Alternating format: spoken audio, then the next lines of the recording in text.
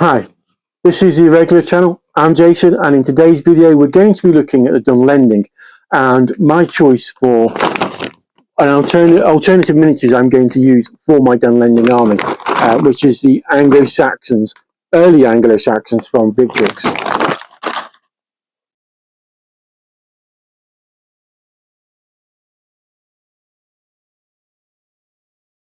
So in this video we're going to look at the Dunlendings. Going to initially look at a bit of history and a bit of information about them as a force. Then I'm going to do a quick look at the early Saxons from Victrix, because these are what I plan to use as my Dunlendings. And then after that, I'm going to talk through some other possible alternatives you could use for Dunlendings and other historical period miniatures that you could use based on the way they've been portrayed in the books. So in Tolkien's richly woven world, the Dunlendings emerge as quite a complex and often misunderstood people. Their struggles reflect the themes of displacement, cultural identity, and resistance. They hail from the rugged hills of Dunland, west of Rohan, and these men are more than just mere antagonists. They're a society that's been shaped by centuries of conflict and marginalization. So the Dunlendings can trace their ancestry to the same stock as the men of Bree and the Drúdain, which is part of the broader group of Middle-earth indigenous peoples. Now, their forebearers, belonging to the House of Haleth from the First Age, remained in Eredor, whilst others migrated westward. And over the millennia, they became isolated, developing a sort of more distinct culture tied to their harsh, mountainous homeland. Now, their history, they have a fraught history with Rohan, and it began when Gondor granted the fertile plains of Calinardhon, I think that's how you pronounce it, which later became Rohan, to the Rohim in around the sort of 25th century of the Third Age. Now, to the Dunlendings, this land was rightfully theirs, and the arrival of the Horse Lords marked basically the start of an enduring enmity. They became displaced and were pushed into more or less hospitable regions, and this became their resentment, and it festered, fueling a desire to reclaim those lost territories.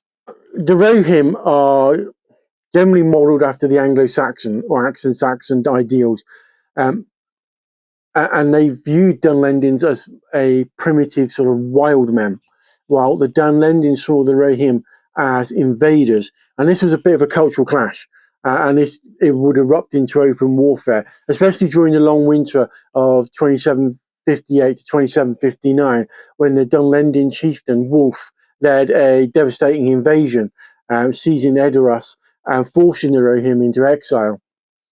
Now, eventually they were repelled, and this event cemented a sort of mutual hatred between the two groups. Now, Tolkien's portrayal avoids simplistic morality. The Dunlending's motivations are rooted in what they consider are legitimate grievances, and painting them as a people fighting for survival rather than just mere villains. Now, their alliance with Saruman during the War of the Ring could be considered as a pragmatic choice, exploiting their desire for justice against Rohirrim. Now, Saruman managed to manipulate that Dunlending resentment, and it proved quite pivotal. He promised them the restoration of the lands, and he recruited them to bolster his Uruk-hai army. Now, their participation in the assault on things like Helm's Deep, as covered in Two Towers, basically underscores their desperation. However, post-war, Aragon's reign brought some reconciliation. The United Kingdoms granted them clemency and lands, hinting at a more fragile peace. Now, Dunlending society, though it's scantily detailed, is generally portrayed as quite rustic and tribal, and it's quite Celtic inspired with culture. and it contrasts against the Rohirrims, who have sort of a more Anglo-Saxon inspiration. Now, Tolkien tends to use real-world historical tensions, so the Saxon-Celtic conflicts, and this was meted into the sort of Rohirrim Dunland conflict, and so the whole identities are entwined with real historical influence. Now, in the films, they're briefly featured Dunlendings, and they're shown as the wild men at the Helm's Deep. Their backstory is quite minimalised. Extended editions will hint at their manipulated role, aligning with Saruman's machinations. It's quite simplified. These depictions maintain their essence as a wronged people seeking retribution. Now, the Dunlendings enrich Tolkien's world by embodying the sort of consequences of expansion and displacement. Their narrative challenges the sort of black and white perceptions of good and evil. And it tends to emphasize that the history is often written by the victors.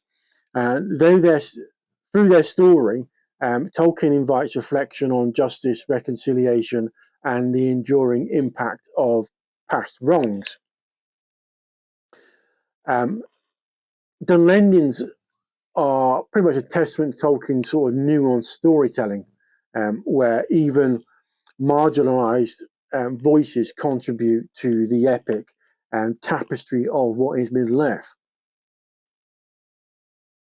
Now, the Dunlendings aren't necessarily evil. They have this sort of long history of Rohan, of conflict and a grievance over being displaced, what they consider being pushed off their lands. And so when Saruman comes along and offers them the opportunity to regain those lands, they obviously take it, but they're not necessarily evil as such as you could say that the Uruk-hai and the orcs are and the goblins are. It just they took advantage of the situation. And I think if it had been reversed and it was Rohirrim looking for their help and was offering land, they would have gone to the Rohirrim. It's, like I said, it's one of those things that's quite a complex storyline within Lord of the Rings. And like I said, they're not necessarily an evil army, they're not necessarily a good army, they kind of fall that sort of in between, in the sort of grey area. So, now we just had a quick sort of overview of what they are. I plan to use these guys as Dunlending, and I'll go through the reasons why when we look at the miniatures. So, next step is to do some close-ups and have a look at what's on these sprues. So, like I said, they're the early Anglo-Saxon or Saxon unarmored warriors. You get 36 in the set. They're hard plastic, multiple pose, and they come in a bag rather than a box. Just take that off there, and we'll get into the sprues.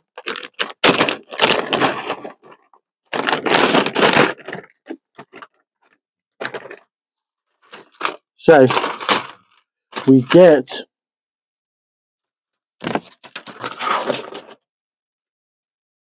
6 sprues. So that means there's 6 on each sprue. We get a set of instructions, they're quite simple, quite easy. There are certain parts for certain bodies, and then you get a number of head options. So let's have a look at the sprue themselves.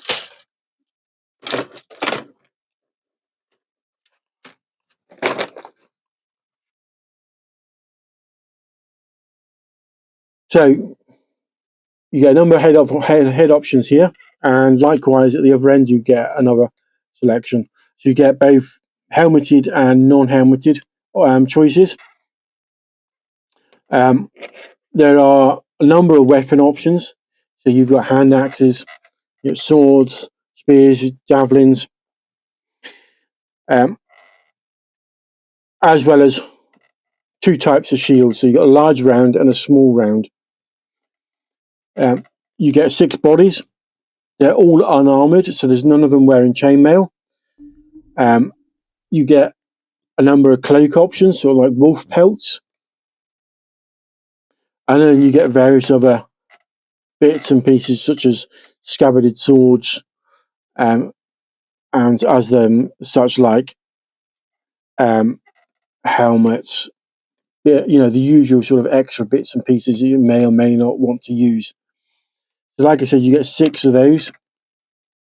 So you can make up a variety of different options.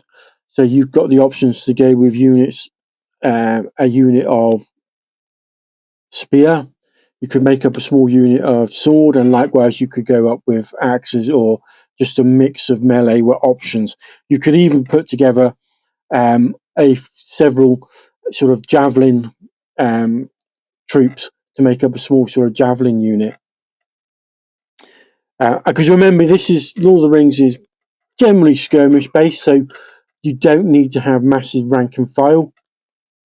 So you can make use of all of these options to get a few of each sort of type. So you could go with spear, javelin, and melee weapon to make up a few of your different make use of all the different options available. So, like I said, it's 36. I'll get some close-ups to lay over the top so you can get a better view of everything. And that's what I plan. This is what I'm planning to use. So they're not wearing chainmail, but they are weapons and helmets and shields are more closer to the Rohim in sort of style and technology, but they're not wearing the sort of armor and stuff like that. So it kind of makes them slightly different to the Rohim.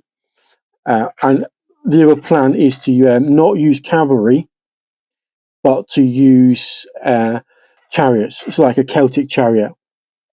And rather having Celts in them, I'll put these guys in them.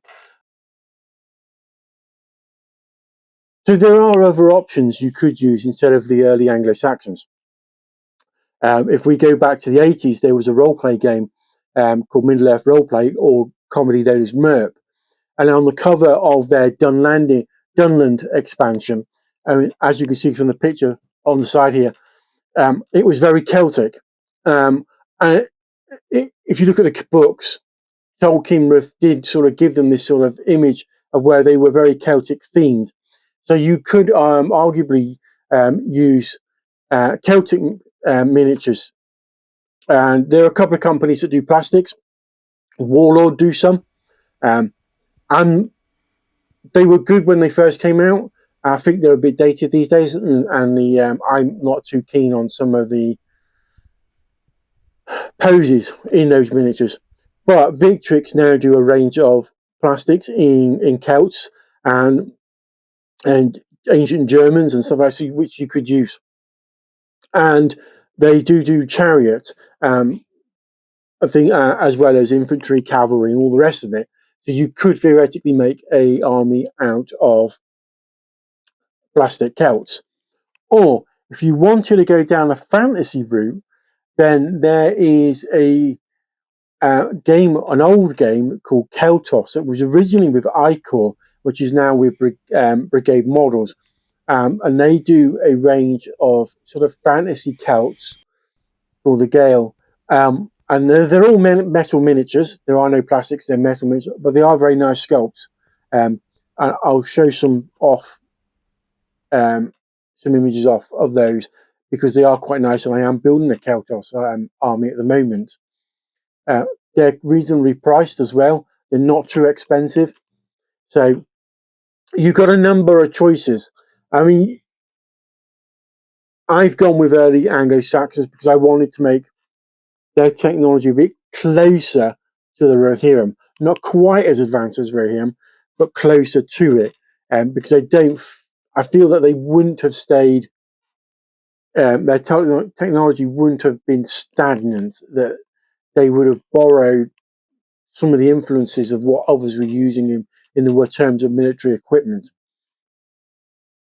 So there are quite a lot of options, mainly because it's getting hold of the original Lord of the Rings versions of the Dunlendings and the Wildmen are quite difficult, and they're quite expensive as well. So to build an army out of the Games Workshop models for Dunlendings is quite A, difficult, and B, expensive. Now, I do have a couple of the Dunlendings, and I tend to use those as commanders, sort of like hero sort of miniatures within the army.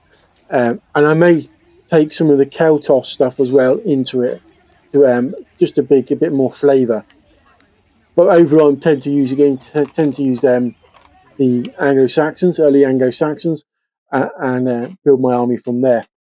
Anyway, that's all for this week. If you'd like me to cover any more of the forces and look at what alternative miniatures are out there for Lord of the Rings armies, some of the more obscure ones, let me know in the comments down below, and I'll put together a video. Anyway, that's all for this week. Don't forget to like and subscribe, and I shall see you next time.